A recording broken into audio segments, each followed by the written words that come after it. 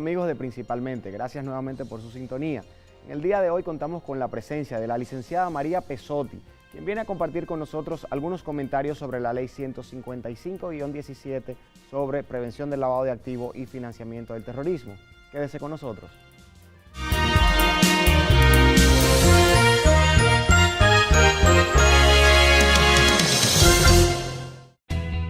Desde el 1989, Seaboard se convierte en la primera generadora privada de energía de República Dominicana.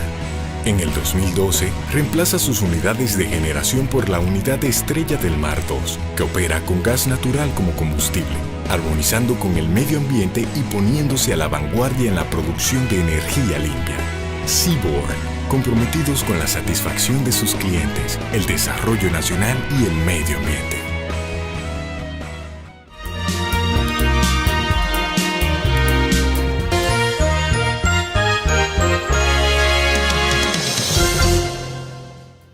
Saludos amigos, bienvenidos a Principalmente. Hoy tenemos un programa muy interesante. Nos acompaña la licenciada María Pesotti. La licenciada Pesotti es una destacada profesional del derecho con quien vamos a conversar sobre un tema que ha generado mucho interés en la comunidad jurídica, que es el que tiene que ver con la ley de lavado de activos y cómo eso impacta a algunos sectores, entre los cuales está la profesión de abogado. La licenciada Pesotti, además, es directora legal de la Asociación de Bancos de la República Dominicana, ABA, y ha tenido una actividad académica muy importante. De hecho, todavía mantiene dicha actividad académica, relacionada también con muchos temas de capacitación en estos aspectos de lavado de activos. Bienvenida, licenciada Pesotti, para nosotros es un placer tenerla en Principalmente. No, gracias por la invitación. Espero que podamos repetirla en otras ocasiones y con otros temas también de alto interés. ¿Cómo no? Mire, como le decía, la ley 155-17, tiene un título un poco más grande, pero la ley de lavado de activos, que sustituyó la ley 72-02, ha generado, como es natural, muchos comentarios, observaciones y algunas preocupaciones incluso, acerca de cómo va a impactar o cómo ya está impactando esa ley, que no por nueva deja de ser una ley, porque hay leyes que llegan y son un poco, su impacto se nota con el tiempo, pero esta es una ley que se ha hecho sentir, yo creo que desde el primer día. ¿Cuáles son esas novedades? Quizás podemos empezar por ahí. ¿Cuáles son las novedades? ¿Qué supone la llegada al ordenamiento jurídico dominicano de una ley como la ley 155-17? Sí, realmente la ley contra el lavado de activos y el financiamiento del terrorismo, que es su nombre, ha generado muchísimas preocupaciones, sobre todo para los nuevos sujetos obligados. Teníamos anteriormente la 7202, que tenía indirectamente a esos sectores regulados, pero como nunca se había aplicado su fiscalización, realmente no había generado mayores efectos. Sin embargo, ahora es claro que sectores como los abogados, los notarios, los contables, las inmobiliarias, las constructoras, hay un sinnúmero de nuevos sujetos obligados que se ven directamente impactados con todo lo que tiene que ver la aplicación de programas de cumplimiento que ayuden a prevenir el lavado de activos. Tener un programa de cumplimiento de acuerdo a esta ley y a las normas internacionales, porque la ley, como todos sabemos, nace de las recomendaciones del GAFI, es realmente un tema de costos, de inversión de tiempo, capacitación de personal. Hay toda una serie de obligaciones que hay que acatar que generan definitivamente costos y preocupaciones. Por ejemplo, ahora tenemos que contar con un oficial de cumplimiento, que es una figura que tiene ciertas cualidades y requiere ciertas capacidades que no todo el mundo puede cumplir, no todo el mundo puede llenar. Entonces, contratar a esa persona que va a ser la encargada, específicamente en una oficina de abogado o en una inmobiliaria, de llevar todo este programa de cumplimiento, mantener actualizados los manuales, crear los formularios, hacer todos los procesos de cumplimiento de cara a prevenir el lavado de activos, como manda la ley, es un tema. De hecho, luego de promulgada la ley 155 en el 2017, ahora vemos cómo diversos sectores están capacitándose, se están preocupando por capacitarse a nivel tanto de las certificaciones internacionalmente reconocidas como FIBA y ACAMS, como a nivel local también, porque se requiere ocupar esas vacantes que ahora todo el mundo necesita llenar con la figura del oficial de cumplimiento. No es fácil encontrar esta persona porque es una persona que está asumiendo altos riesgos también. Tiene esas obligaciones y deberes que le impone la ley son bastante riesgosas, donde una persona que asume ese cargo tiene que asumirlo con responsabilidad, tiene que saber lo que hace, lo que está haciendo. Y eso no es tan sencillo. Y aparte del tema del oficial, pues ya todo el desarrollo de lo que es un programa de cumplimiento en sí. Por ejemplo, tú tienes que contar con códigos de ética que te regulen todo lo que tiene que ver con tu personal. Entonces la ley te manda a tener un personal idóneo, a que tus empleados llenen cualidades de integridad y una serie de temas que definitivamente te llevan, digamos, a específicamente el sector de abogados, pero todos los nuevos sujetos obligados de la ley. Y también los que no son tan nuevos, porque en el sector bancario también se da. Aunque ya teníamos en el sector bancario 10 años o más aplicando todos estos temas, igual se refuerza la necesidad de uno velar porque tu personal sea íntegro e idóneo como te manda la ley. Eso definitivamente es un tema. Sin dejar de nombrar la creación de manuales. Por ejemplo, los nuevos sujetos obligados se preocupan y dicen, pero ¿por dónde empezar? ¿Qué tiene que tener este famoso manual? ¿Cómo lo voy a hacer? ¿Quién me lo va a supervisar? Hay mucha preocupación con los manuales. Todo lo que tiene que ver con crear procesos. La famosa debida diligencia, que es el corazón de esta ley. ¿Qué es una debida diligencia? ¿Qué significa? ¿Hasta dónde debo llegar? ¿Cómo eso va a afectar la relación con mi cliente? Sobre todo, y en especial con los abogados, donde se genera esa relación especial de confianza entre abogado y cliente, y definitivamente se impacta cuando tú tienes que hacerle todo este due diligence y requerirle documentos y reportarlo en caso de que no te entreguen los documentos. Toda la parte que tiene que ver con reportería. Ahora tenemos todos estos nuevos sujetos obligados que tienen que reportarse a la UAF. O sea, tienen que enviar unos reportes, establecer esos procesos, esos mecanismos y cumplir con los plazos. ¿Qué pasa si no cumplen? La UAF es la unidad de análisis financiero. La UAF es la unidad de análisis financiero, que es la Secretaría Técnica del Comité Nacional contra el Lavado de Activos, porque tenemos un comité nacional que ha sido creado con esta ley y ahora mismo encabeza el ministro de Hacienda. Entonces la UAF viene siendo la Secretaría Técnica de ese comité, aunque también tiene toda la autonomía realmente para actuar y es la unidad que recibe todos los reportes. Todos esos reportes de operaciones sospechosas que está causando tanto revuelo en el país, esa es la unidad que los recibe y los analiza. Licenciada Pesotti, definitivamente la cantidad de obligaciones a las que se ve sujeta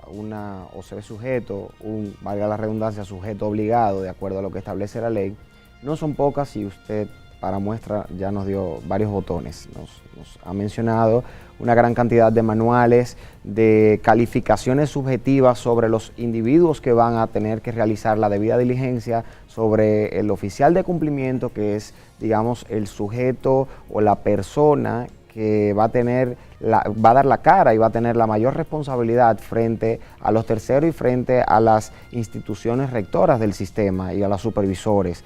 Entonces, esto va a implicar un cambio estructural adentro de todas las empresas, adentro de todas las oficinas de abogados, oficinas contables, digamos de todos los brokers de real estate, bueno, en fin, de todos los sujetos obligados que no siempre van a tener o que definitivamente no van a tener actividades de la misma naturaleza y eventualmente no tendrán, digamos, el mismo soporte, la misma estructura, la misma cantidad de empleados.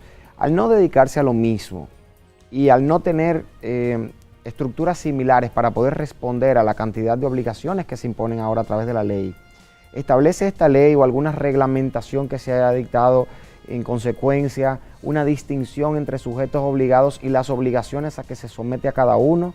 O digamos, ¿se puede amorigerar un poco la carga obligacional que tiene un sujeto en comparación con otros que podrían responder con mayor eficiencia a este tipo de sometimiento legal al que están de acuerdo a lo que establece la ley? ¿Cómo puede un sujeto obligado con una estructura corporativa o empresarial pequeña, reducida, digamos, una oficina de abogado que no cuente con un personal suficiente, o una empresa inmobiliaria que no tiene una naturaleza de actividades tan complicadas y tan abultada como la que podría tener una entidad de intermediación financiera?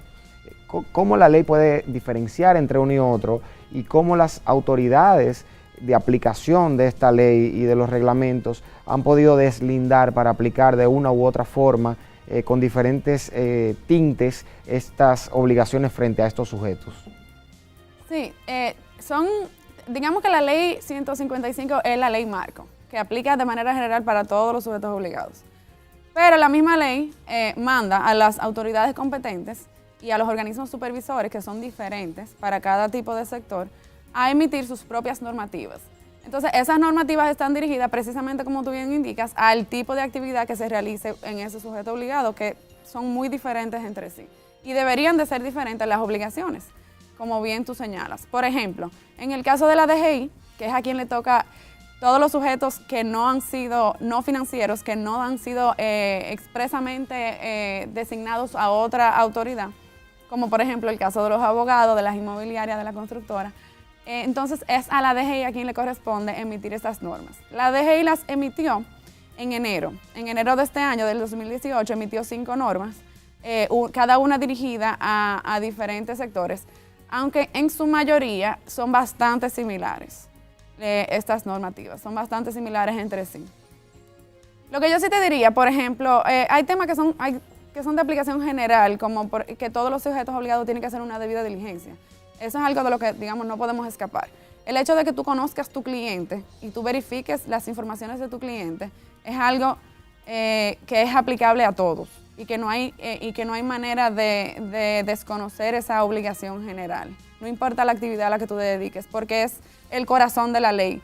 ¿Cómo podemos ayudar a las autoridades a prevenir y a combatir el lavado de activos si estamos transaccionando con clientes que no conocemos? Entonces, por ejemplo, la debida diligencia y conocer a tu cliente es de aplicación general. Si tú me preguntaras qué tipo de deberes deberían de flexibilizarse en atención a las actividades diferentes que tienen los sujetos entre sí y el tamaño de las empresas, yo te diría, por ejemplo, la figura del oficial de cumplimiento definitivamente es uno de los mayores dolores de cabeza, precisamente por eso, porque estamos hablando de oficinas donde único dueño o 2 personas, 2 socios, oficinas pequeñas de abogados que cuentan con pocos recursos, quizás un paralegal, un mensajero y un asociado, tú sabes, que es la mayoría de los casos. Estamos hablando de un sector bastante grande en nuestro país. Hay muchos abogados en ejercicio con sus oficinas abiertas. Definitivamente el oficial de cumplimiento, uno se pregunta, pero yo tengo que contratar una persona externa para esta función, una persona con todas estas calificaciones que en consecuencia me va a demandar una retribución considerable por el riesgo de la ley y porque requiere tener tanta capacitación. Y sobre todo cuando estamos partiendo de que ahora es una posición muy demandada. Entonces uno se pregunta si eso debería de ser exigible igual para una oficina de ese tipo que para una empresa súper grande con muchísimos otros recursos y una estructura mucho más compleja. Yo diría que no debería de ser así. Si leemos la norma tal cual lo dice al día de hoy, la norma sí lo ordena. Ordena que sea esa misma figura con esas mismas cualidades para todo tipo de empresas, pero yo entiendo que eso es uno de los grandes retos ahora mismo. Y no se puede tercerizar esa función, o sea, tiene que ser alguien de lo interno de la empresa. Y no se puede compartir tampoco. Exactamente, tú no puedes elegir vamos a elegir un oficial de cumplimiento común, recomiéndame el tuyo para yo también contratarlo. No lo puedes hacer. No puedo poner una empresa de oficiales de cumplimiento para dar ese servicio tampoco. Para nada tampoco. Entonces esos son temas que eventualmente si se piensa en modificación o flexibilización de normas, debe de tenerse en cuenta el tema del oficial de cumplimiento en sí, que se permita por lo menos que sea con una función compartida en los casos donde sea posible ese tema.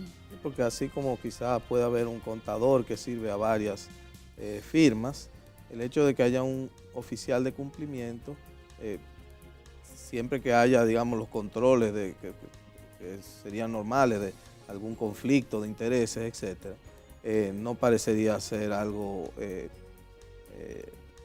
descabellado, sobre todo por lo que podría eso significar como encarecimiento de las actividades profesionales.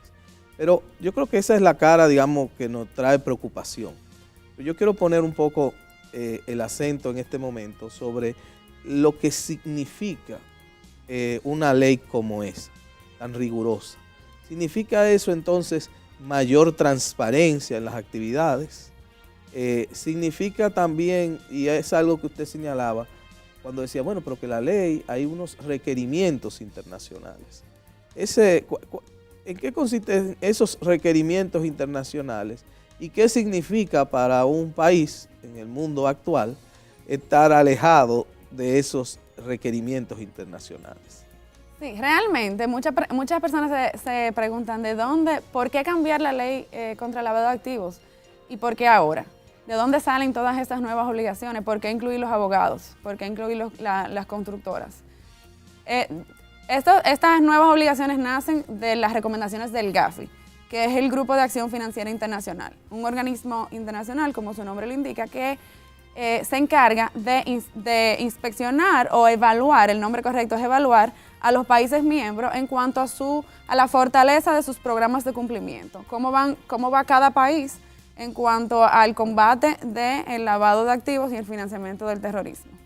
Precisamente, la República Dominicana fue recientemente evaluada por el GAFI y de cara a esa evaluación que acabamos de sobrepasar, pues entonces el país se dio cuenta que tenía que fortalecer algunas leyes y normas e instituciones. Por ejemplo, si regularizamos o no regularizamos, actualizamos y fortalecimos la ley, pero por ejemplo, algo positivo que nació también fue el fortalecimiento de la UAF, de la Unidad de Análisis Financiero, que de hecho se están viendo sus frutos de manera muy positiva en cuanto a los recursos con los que cuenta y toda la labor que ha venido llevando a cabo luego de que se dotó de ese fortalecimiento. Entonces, sí, de cara a la evaluación del GAFI, el país tuvo que hacer actualizaciones en sus marcos normativos y regulatorios. El GAFI te da recomendaciones, algo importante. No son, digamos, exigencias tan estrictas. ¿Qué pasa si tú no cumples? ¿Qué pasa si yo decido no acatar con lo que dice el GAFI? Pues el peligro es que precisamente caer en una lista gris del GAFI como un país no cooperante con las normativas de prevención de lavado es bastante perjudicial para el país en sus relaciones internacionales, sobre todo en sus relaciones financieras, como se ha visto en otros casos. Por ejemplo, los bancos en Estados Unidos, para ponerte un caso, son muy exigentes de que los bancos locales cumplan a cabalidad con todas estas obligaciones. Porque ellos a su vez están obligados a conocer con qué bancos tratan y a su vez con qué cliente trata ese banco y es como una cadena. Entonces, si se cierran esas corresponsalías, se cierran esas relaciones a niveles internacionales, pues el país se queda aislado a nivel financiero. Entonces, sí, era súper importante que la República Dominicana hiciera, digamos, caso a las recomendaciones que ya nos habían dado, porque no es la primera vez que nos evalúan. Habíamos sido evaluados anteriormente. Licenciada, el GAFI, como Grupo de Acción Financiera Internacional, digamos la versión latinoamericana del GAFI, que sería el GAFILAT, vienen a ser organismos multilaterales de consulta, de recomendaciones, de análisis, de estudios, al igual que la OCDE. Nos dan recomendaciones que vienen a convertirse en un soft law que nosotros, en la medida en que el ordenamiento y el sistema lo permita, lo aplicamos para tener beneficios inmediatos, sea, digamos, de atracción de inversionistas, viene a operar más o menos como los índices de competitividad que recientemente hemos escuchado que estamos buscando elevarlos para atraer inversión extranjera, poder posicionarnos en determinados grupos y listas y salirnos de otras, y así entonces generar más riquezas para el país, que ese es el objetivo ulterior de todo este proceso. Pero esas normas del soft law, digamos, dictadas por organismos multilaterales, vienen a aplicarse en el ordenamiento local. No podemos hablar de de que el ordenamiento cede ante una norma internacional, porque no son normas de aplicación obligatoria, como sería, por ejemplo, una convención firmada entre distintos países, como la Convención Interamericana o la Declaración de los Derechos del Hombre. Sin embargo, hay otros eventos que se están dando que afectan el ordenamiento jurídico dominicano y la actividad económica y particularmente la financiera en la República Dominicana, que es, por ejemplo, el dictado de la norma FATCA por los Estados Unidos, que nosotros aceptamos en el ordenamiento. Estos dos fenómenos que afectan directamente el sistema financiero dominicano vienen a darse en un tiempo muy corto entre una y otra, y ambos han venido a transformar ese gran escenario de la actividad económica dominicana. Y quisiera preguntarle entonces, ¿qué relación hay entre una norma y la otra? ¿Cómo nos afecta el FATCA? Y si la aplicación de estas normas puede haber generado o está generando actualmente algún nivel de recesión económica, o si ha habido alguna contracción de la economía que busque, no estoy buscando que me dé la ecuación financiera, la ecuación económica, sino desde el punto de vista jurídico, ¿ha habido algún nivel de contracción o son normas que a mediano plazo nos van a permitir tener, mejores niveles para competir con otros mercados? ¿Cuál es la visión jurídica de todo este fenómeno que ha venido a permear el ordenamiento dominicano recientemente? Sí, no, la diferencia con el FATCA es que, como tú bien indicas, el FATCA es un acuerdo entre gobiernos, que es donde la República Dominicana se compromete a enviar informaciones de las personas norteamericanas, o sea, que cumplen con los requisitos, ¿verdad?, de montos y de nacionalidad, que apliquen, que tengan fondos aquí.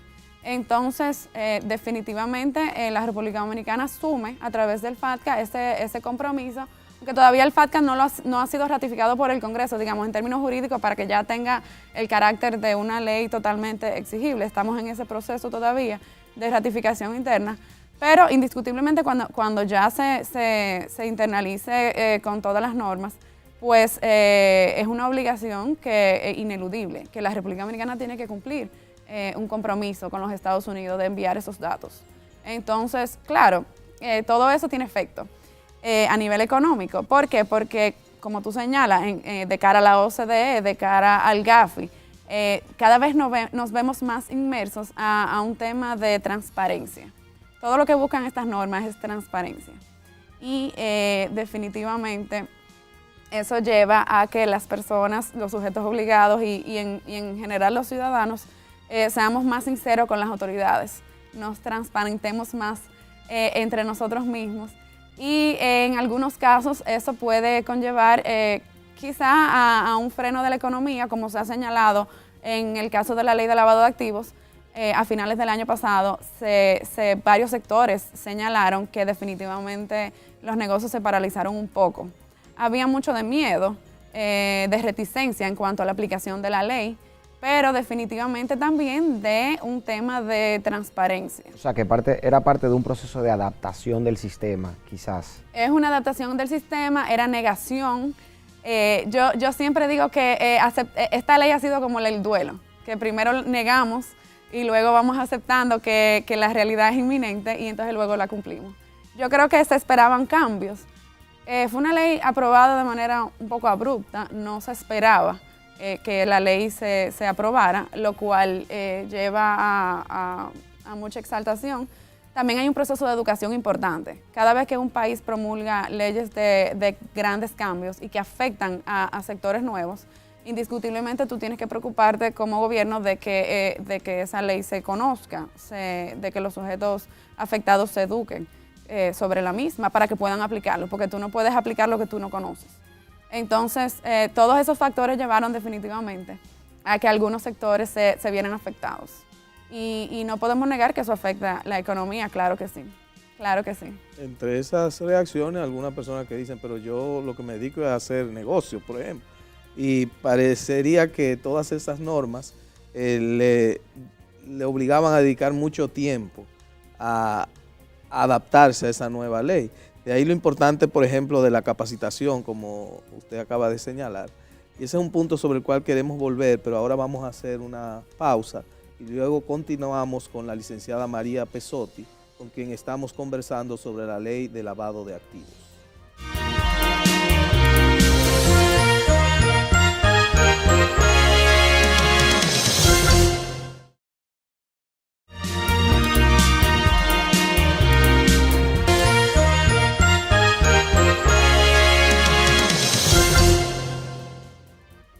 Seguimos, amigos de Principalmente, con esta interesante entrevista con la licenciada María Pesotti. Con la licenciada Pesotti hemos venido conversando acerca del tema de la ley de lavado de activos y cómo impacta en algunos sectores. En el segmento anterior señalábamos, licenciada, cómo esa llegada de una nueva ley obviamente genera reacciones, algunas adversas, de negación, usted usaba esas palabras, parecía el duelo, ¿no? Y cómo esas reacciones podían ser explicadas incluso por una especie de carácter sorpresivo o inesperado que pudo haber tenido la ley, y también por los requerimientos que, basadas en una cultura de transparencia, implican un cambio radical en muchos de esos sectores y en la forma en que opera en gran medida la economía dominicana. Usted mencionaba el tema de la capacitación, y antes de tratar otros temas como el de los abogados, que tenemos que tratarlo con un poco con más de detenimiento, me gustaría, en su experiencia, si usted ha visto que hay actividades de capacitación suficientes, cómo se está, los abogados se han interesado, los sectores regulados se han involucrado en eso, o todavía hay gente que anda por ahí sabiendo que la ley existe, pero no está esperando que le den un golpe. Mira, yo he visto, claro, en este año se han multiplicado las capacitaciones con el tema. No creo que sean suficientes. Nosotros, por ejemplo, en las capacitaciones en las que yo participo, el cupo se queda corto. Siempre los salones llenos, las personas paradas, literalmente. Muchas personas ansiosas, con mucha sed de conocer las implicaciones de esta ley, porque somos afectados como abogados. Los riesgos son demasiado altos. Los montos de las sanciones administrativas son considerables. Entonces hay mucha demanda y creo que no las suficientes oportunidades que esa ley amerita. Yo creo que hay muchas personas esperando, sobre todo en el sector de los abogados y de las constructoras, esperando algo de la DGI. Yo sé que la DGI ha hecho algunos espacios abiertos al público, pero para la cantidad de los nuevos sujetos obligados que son bastante numerosos, creo que no han sido suficientes y las personas están esperando que la DGI se pronuncie. Mucha gente me dice, pero van a sacar otra norma, van a sacar otro formulario, me van a dar una guía.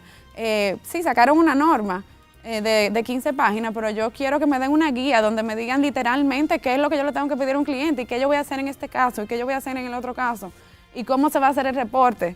Todas esas dudas que no se han llenado todavía persisten y hay muchas personas esperando de las autoridades esas respuestas. En cuanto a los temas de capacitaciones, definitivamente seguimos con ellos, pero no dan abasto para la cantidad de preocupaciones. Sí existen otras personas que, como usted indica, están esperando el golpe. Hay muchas personas todavía en la primera etapa del duelo de negación que nos dicen a voz abierta y sincera, yo no voy a hacer todas esas inversiones, porque si yo hago toda esa inversión en mi pyme, yo voy a quebrar. Mejor yo cierro la oficina y me dedico a otra cosa.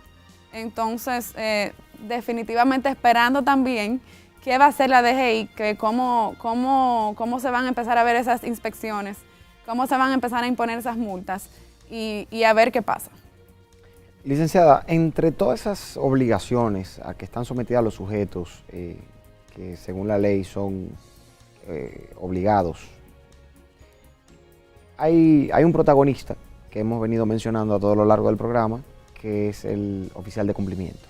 y bueno, y todo su equipo, pero como responsable, como cara de que ocurra lo que la ley establece que debe ocurrir y evitar lo que la ley dice que hay que evitar, está el oficial de cumplimiento, que no es simplemente una persona con aptitudes morales y éticas comprobables y digamos con algún nivel de destreza para manejar ese tipo de temas. Es una persona que debe tener una capacitación técnica establecida por la propia ley, que debe de cumplir con una serie de horas anuales para poder desempeñar esas funciones, que debe estar inscrito en un registro oficial de cumplimiento en la UAF. O sea, estamos hablando de un profesional que se va a dedicar a tiempo completo desde el punto de vista profesional, laboral, académico y de cara a la administración pública y a las instituciones rectoras y supervisoras y fiscalizadoras del sistema. O sea, estamos hablando de un tremendo personaje adentro de cada una de las empresas obligadas, que no son pocas por la enunciación que establece la ley al respecto. Y esto amerita una pregunta necesaria y para algunos podría ser preocupante y para otros podría ser liberadora. En cuanto a las responsabilidades, la distribución de responsabilidades administrativas y penales que conllevaría el incumplimiento de esta normativa, la parte legal y los respectivos reglamentos, ¿qué cuota de responsabilidad? ¿Cuál es el alcance de la responsabilidad de este gran personaje que es el oficial de cumplimiento? ¿Cuál es la responsabilidad del board que, digamos, dirige una empresa, del administrador o del gerente general? Todo va a depender de cuál sea la configuración corporativa. ¿Cuál es la responsabilidad de cada uno de ellos? Y quizás voy a ampliar demasiado la pregunta con esta segunda parte, pero sería importante tocar ahí también cuál es la labor, cuál es la relación que tiene en este tema el gobierno corporativo. Esa figura del oficial de cumplimiento es sumamente interesante. Yo creo que sobre ese tema pudiéramos mantener todo un programa, porque, como tú bien indicas, hay un sinnúmero de aptitudes, certificados y en la materia. O sea, no es cualquier persona que vamos a poner ahí. Y toda la parte íntegra de idoneidad. Pero también en su desenvolvimiento al interno de la empresa, la misma ley te indica que esa persona, esa figura, tiene que tener un acceso directo a lo que es la alta gerencia. Todo depende de la estructura y el tamaño de una empresa. Si es una empresa pequeña, pues obviamente el acceso me imagino que será mucho más directo y fácil.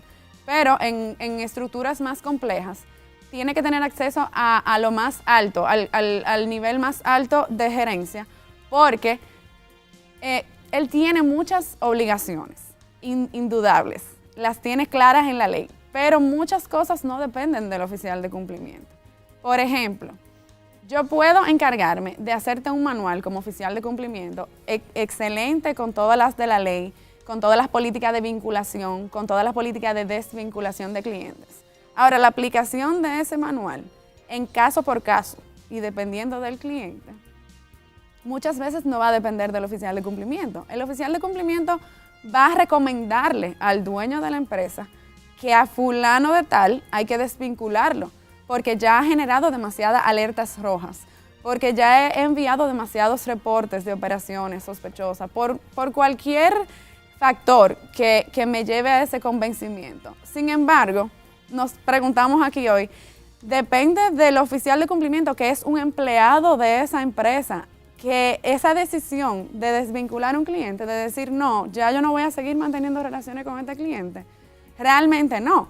Realmente eso lo va a decidir el dueño, la alta gerencia.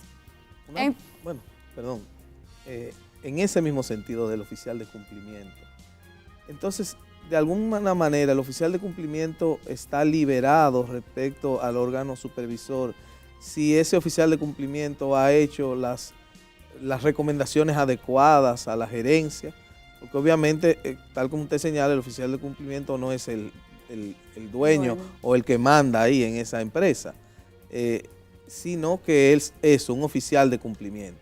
Me preocupa la responsabilidad, porque usted señalaba, bueno, tampoco es que aparece muy fácil el oficial de cumplimiento. ¿De qué sectores, de qué profesiones, de qué formación profesional suelen ser los oficiales de cumplimiento, número uno. Y número dos, ¿hay algún grado de responsabilidad o limitación de formas de exoneración de responsabilidad de ese oficial de cumplimiento? Porque la verdad es que decirle a una persona, mire, usted viene aquí a ser el oficial de cumplimiento, de por sí ya aparece, el nombre solo es algo que ya indica que es una situación que hay que pensarlo dos veces.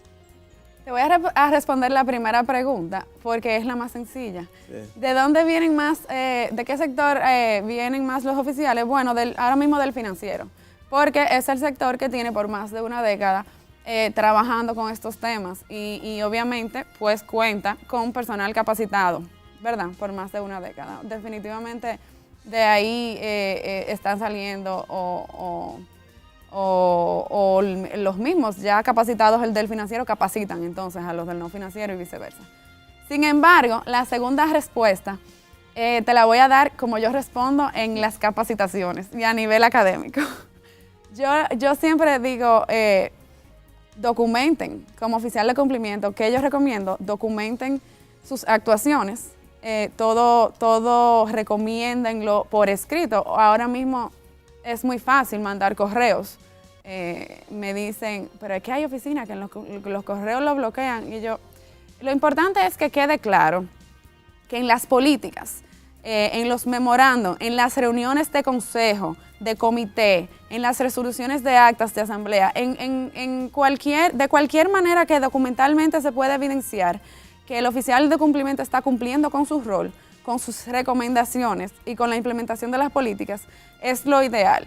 ¿Por qué? Porque a nivel penal, obviamente en caso de que se le persiga por la vía penal, pues él tiene que tener sus pruebas. Inclusive yo digo, más allá de si usted ya dejó esa función, usted, como en las películas, se lleva su cajita de documentos, de pruebas.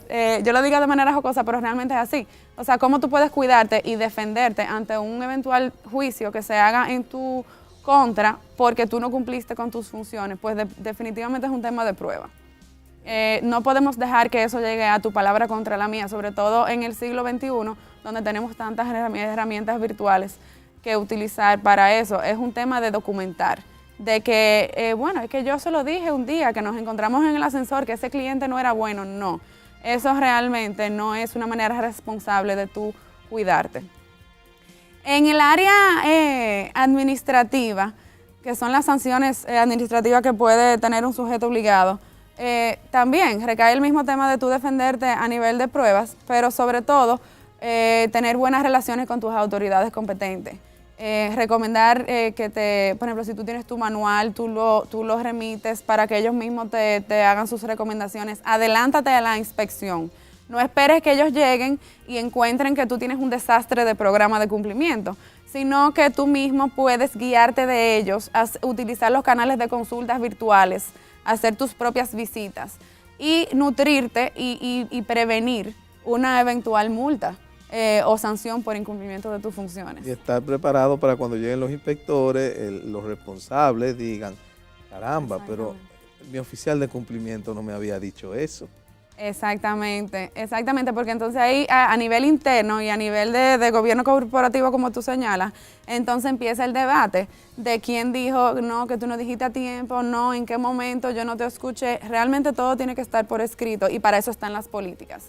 Un manual bien elaborado, un código de ética bien claro y la misma ley te manda y las normas a que tu código de ética tenga las sanciones para cuando tus propios empleados no cumplan con las políticas, cómo tú debes actuar como sujeto obligado al interno de tu empresa. Y ahí caemos en un tema también súper interesante que se desprende de la misma ley de contra el lavado de activos, que es la idea de conoce tu empleado. No solamente se espera que tú conozcas a tus clientes, se espera que tú conozcas a tus empleados. Y ahí entramos en un tema súper complejo que implica idoneidad, integridad y un sinnúmero de temas que tocan hasta el código laboral de lo que debe y no debe ser y hasta dónde debe llegar un empleador para tener un buen conocimiento de sus empleados y de que estos apliquen todas estas políticas internas. Un aspecto importantísimo que usted tocó hace un momento es el concerniente a los reportes. los famosos reportes. Una transacción en el banco que supera los $15,000 genera automáticamente un reporte de operación sospechosa, lo cual no indica que la UAF va a salir corriendo detrás del cliente a buscarlo. Eso simplemente... No, perdóname, Sí. porque hay mucha confusión con ese tema. Son dos tipos de reporte. Tenemos el RTE, que es el reporte de transacciones en efectivo. Entonces, Claro. esa es la alerta que se va a generar. Esa es la alerta. No, Y hay- no sospechosa. Ok, y hay otro reporte que es el de operación sospechosa. Exactamente. Hay dos tipos de reportes. Exactamente. Excelente. Es una aclaración muy válida y muy importante para la teleaudiencia y para nosotros. Hecho un reporte, el cliente en el momento no necesariamente tiene conocimiento y no hay que comunicárselo, ¿o sí? para se le nada, comunica. para De nada. hecho, Está prohibido. está prohibido porque hay que proteger también a la persona que está generando el reporte. Al empleado, por ejemplo, de la entidad de intermediación financiera, hay que protegerlo frente al cliente que está, digamos, incurriendo en este tipo de operación Y o de se perjudica transacción. la eventual investigación. Claro. Realmente. Entonces, se genera ese reporte. En un tiempo, digamos, promedio después, se genera otro reporte. Y así se pueden generar varios reportes hasta para una persona que sirva de asistente, de chofer, que está haciendo un mandado, que está cambiando un cheque. En cualquier coyuntura donde hay incluso una relación de jerarquía se puede dar, una persona que reciba remesas de fuera. Bueno, hay un montón de situaciones que pueden dar al traste con este tipo de reportes. Al cabo de un tiempo, una persona puede tener una cantidad de reportes en la UAF que desconoce, habiendo o no habiendo cometido hechos que puedan, digamos, indicar que hay algún ilícito o que se está incurriendo en lavado de activos. Por alguna razón, esa persona se entera de que tiene algún reporte o lo jalan, lo llaman a capítulo para una investigación sobre otro tema y le dicen, mira, tú tienes aquí reportes en la UAF, hay un tema completamente distinto, pero estamos viendo si tiene alguna vinculación, y esa persona entonces tendrá acceso a interponer una acción de habeas data para poder verificar en buen derecho. Eso es lo que conllevaría que una persona se entere de que tenga esos reportes para poder rectificar cualquier información que haya quedado ahí como parte de una presunta o posible o potencial investigación que tiene naturaleza penal o que puede tener naturaleza administrativa, pero que de cualquier manera conllevaría sanciones si se puede demostrar que se ha cometido un hecho ilícito. Entonces ya aquí estamos entrando en la esfera de la transgresión a derechos fundamentales.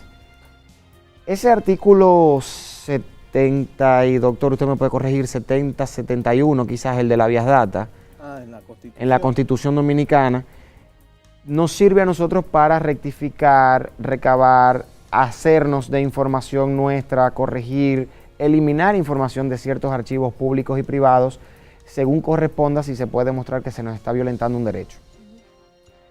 Como, según lo que establece esta ley y ese derecho fundamental tan importante que tenemos, establecido en la Constitución a partir del artículo 70 o 71, podemos conciliar ambas cosas tomando en cuenta que los reportes de operaciones sospechosas o de transferencias en efectivo, transacciones en efectivo, son reportes que se hacen sin el conocimiento de la persona a la que se está sometiendo a esa investigación. ¿Qué reflexión podríamos sacar de todo esto? Mira, definitivamente con el reporte de operación sospechosa, la ley, ese reporte está protegido de todo tipo de confidencialidad. Hay un principio que se llama el tipping off, que significa que nadie, o sea, el oficial de cumplimiento, ni siquiera a terceros, que significa a nadie, le puede revelar que hizo ese reporte. Ese reporte llega directo a la UAF, es lo que manda la ley, y no sale de la UAF. Entonces, el reporte de operación sospechosa, claro, ni siquiera, más aún al cliente, no se le puede comunicar. Primero porque la ley lo prohíbe con la sanción administrativa más fuerte que tiene la ley. Y segundo, porque precisamente si tú estás enviando un reporte de operación sospechosa a la UAF y de ahí se desprende una investigación, tú no puedes perjudicar esa investigación alertando al cliente. O sea, tiene ese nivel de lógica. El RTE no es tan delicado como el de operación sospechosa, porque un reporte de transacción en efectivo no te indica que tú tienes ningún tipo de sospecha ni ningún tipo de delito. Simplemente es una alerta de que tú depositas mucho efectivo. Ese es el reporte. El reporte, como su nombre lo indica, es viene una persona con efectivo que supera esos umbrales. Y ojo, efectivo es billete y moneda. No estamos hablando de transferencia ni de cheques ni nada, que eso también genera mucha confusión. Es efectivo. Entonces, ese reporte, tú lo que estás indicando es, esta es una persona que me entrega comúnmente grandes cantidades de efectivo. Entonces, lo que contiene ese reporte realmente, las informaciones que contiene, yo no sé, sería discutible el nivel de lo personal, de lo profundo del reporte en cuanto a lo que tú dices de la protección de habeas data. La mayoría de las veces, por ejemplo, en el caso de los bancos, tú firmas un formulario, como una pequeña entrega, o sea, algún documento tú firmas donde tú reconoces una especie de declaración que tú estás entregando ese dinero al banco, y es una manera de tú admitir que tú efectivamente fuiste la persona que entregaste ese dinero. Entonces, no veo cómo en ese caso pudiera haber algún tipo de violación de un derecho fundamental. Claro, eso es el RT. Si nos vamos al ROS, es una discusión tanto local como a nivel internacional de infracción, ¿verdad?, de quebranto de derechos fundamentales. Estamos hablando del derecho a la vida privada. Perdón, ¿qué es el ROS? El ROS es el reporte de operación sospechosa. Okay. Entonces, ya en ese reporte, definitivamente, tú estás quebrantando informaciones, derechos fundamentales. Estamos hablando del respeto, internacionalmente se reconoce el respeto a la vida privada y a la intimidad, a tu correspondencia.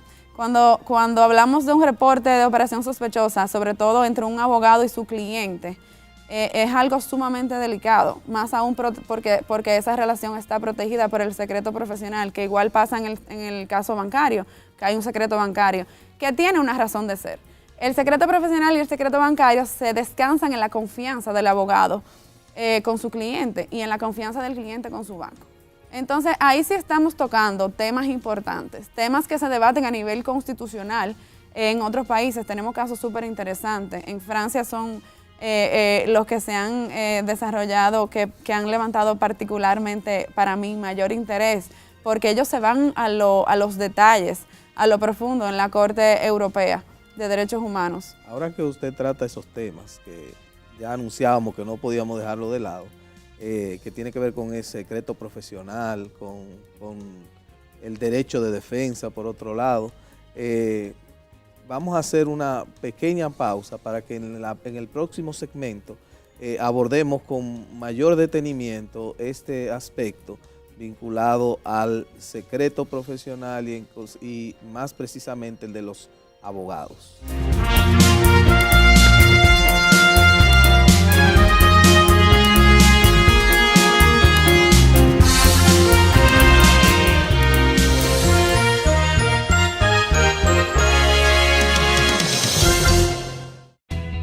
Desde el 1989, Seaboard se convierte en la primera generadora privada de energía de República Dominicana. En el 2012, reemplaza sus unidades de generación por la unidad Estrella del Mar 2, que opera con gas natural como combustible, armonizando con el medio ambiente y poniéndose a la vanguardia en la producción de energía limpia. Seaboard, comprometidos con la satisfacción de sus clientes, el desarrollo nacional y el medio ambiente.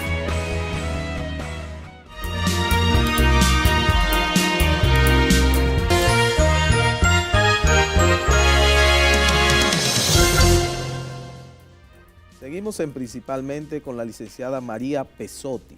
Bueno, hemos tenido, Francisco, un interesante programa con la licenciada Pesotti, y en el segmento anterior tratamos, digamos, un punto de lo que mayor discusión e interés, incluso a nivel académico, ha tenido, porque hay personas que son depositarias de la confianza de otras.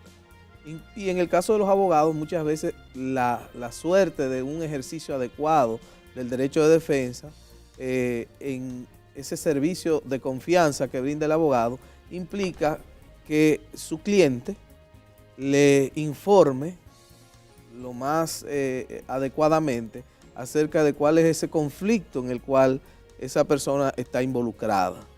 Pero cuando ese cliente le informa a un abogado acerca de esa situación, no lo hace con la pretensión, de hecho, una condición para eso es que no va el abogado a tomar un teléfono e informarle a unas autoridades que están por ahí encargadas de supervisar un determinado movimiento de sospechoso, o como se llame.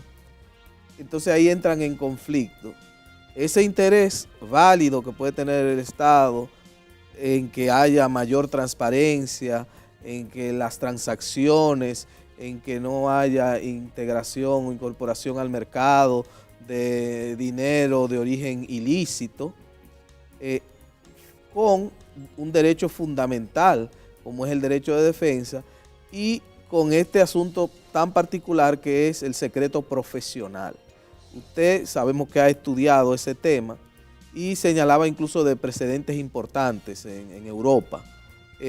Quizás podemos empezar este segmento con este aspecto del secreto profesional de los abogados, partiendo de lo que le decíamos, cómo defender bien a una gente y además tener que informar qué es lo que tiene o no que informar un abogado. Y en todo caso, ¿es válido exigirle eso a un abogado? Es difícil ese tema para un abogado, precisamente porque uno se vuelve un informante de su propio cliente. Entonces, el tema del secreto profesional del abogado en específico, el GAFI te llama a que los abogados reporten, a que los abogados indiscutiblemente reporten operaciones sospechosas. Pero el mismo GAFI te dice que cada país será el que determinará en sus propias normas a nivel interno a qué nivel y qué aspectos tendrá protección el secreto. O sea, hasta dónde tú vas a tener que tocar y hasta dónde tú puedes respetar. La ley de nosotros, la ley dominicana, ha abierto el tema bastante cuando te dice en el artículo 57 que el secreto profesional no va a ser ningún impedimento para cumplir con la ley. Y sobre todo que tú tienes que entregar las informaciones a las autoridades competentes sin ningún tipo de demora.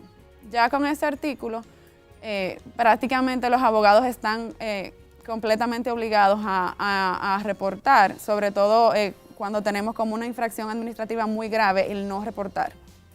Sin embargo, definitivamente se tocan temas importantes. ¿Por qué?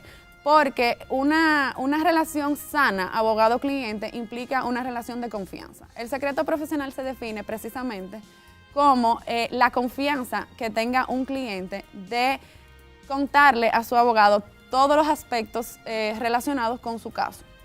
Para tú poder tener esa confianza con tu abogado, tú tienes precisamente que transparentarte, no solamente en lo que tú hiciste bien, sino también en lo que tú no has hecho tan bien, para que el abogado te pueda defender. ¿Qué pasa? Eso te conlleva, todo eso es parte de lo que es un buen derecho de defensa. Mi abogado tiene que saber bien las circunstancias del caso para poder defenderme. No puedo defender lo que no conozco bien. Entonces, ahí entramos en un área sumamente compleja. ¿Por qué? Porque en los casos de los tribunales penales, en los casos de un juicio, está claro que tú no tienes que enviar el ROS. Sin embargo, en todas las otras situaciones sí lo tienes que hacer. Y hay muchas situaciones que se entremezclan. Tú puedes ser abogado de un mismo cliente que tiene varios temas contigo. Puede tener un tema de un juicio, ¿verdad? Un tema de un tribunal donde está protegido claramente. Pero ¿y en los otros casos? ¿Tengo que reportarlo? ¿Hasta qué nivel tengo que reportarlo? ¿Qué pasa después de que yo lo reporto? ¿Qué pasa después de que yo mando un ROS? Quizá un solo reporte no es tan significativo, pero un cliente que te genere varios reportes, tengo que desvincularlo. Puedo seguir con él sin tener problema con las autoridades. Es un tema, se afecta a la relación. ¿Por qué? Porque se te dilata el expediente. Cuando tú reportas y tú abres esa brecha, ese tema con una autoridad, la autoridad tiene la potestad de pedirte más documentos, de tener esa conversación contigo. Ya hay un ojo puesto sobre el cliente. Entonces el expediente se dilata, que es lo que pasa en muchos casos. El cliente te pregunta, ¿qué está pasando? Que tal expediente no avanza. Y tú hay veces no, nunca debes decirle que mandaste ROS, pero no tienes una respuesta clara tampoco. ¿Qué le vas a decir al cliente? Es una situación sumamente complicada, porque las situaciones que los abogados normalmente llevamos son situaciones que no se pueden circunscribir simplemente al hecho de lo que ocurrió y de lo que estamos defendiendo. En muchas ocasiones nosotros tenemos que recabar informaciones accesorias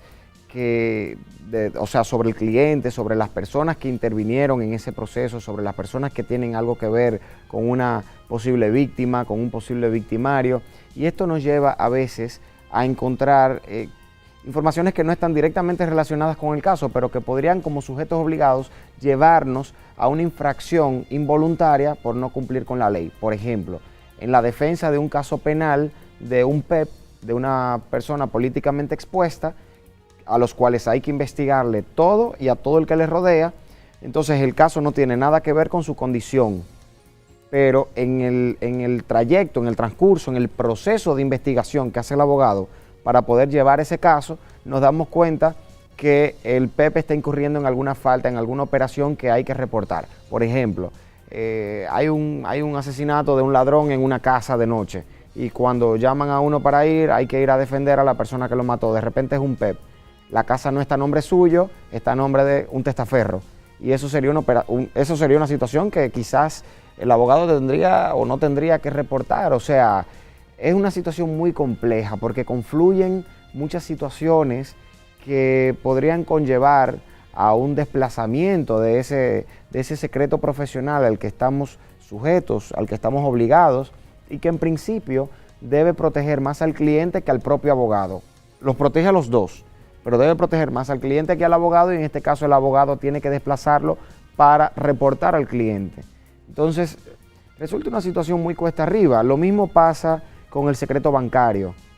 Me gustaría saber qué sucede entonces con el secreto bancario y estos reportes que creo que son los dos reportes que pueden realizar que están obligados a realizar las entidades de intermediación financiera. ¿Cuál es el alcance de este secreto bancario frente a las personas que realizan transacciones y a los clientes que van a sus distintos, sucursales? En los 2 minutos que nos quedan, porque si no hay un reporte que nos hacen en el canal. Bien resumido, es en la misma situación.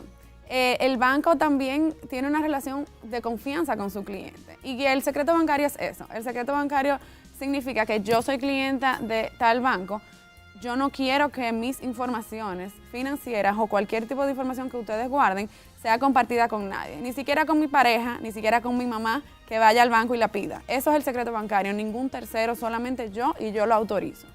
El banco sí tiene que compartirlo con ciertas autoridades que la ley permite. Si las autoridades me lo permiten, las que están autorizadas por la ley, pues entonces sí tengo que compartirlo. Pero definitivamente con ningún otro tercero, porque es la misma situación.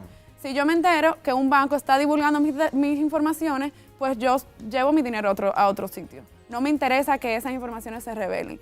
Y eso es lo que siempre hay que mantener en cuenta y siempre hay que proteger. Nosotros como abogados y defensores de los derechos fundamentales, sobre todo, y de nuestra Constitución, tenemos que tener en cuenta que esos son principios que no deben de infringirse. Tiene que haber respeto, eso es un tema muy arraigado a la intimidad de la persona y definitivamente tiene que haber límites a lo que son injerencias de las autoridades.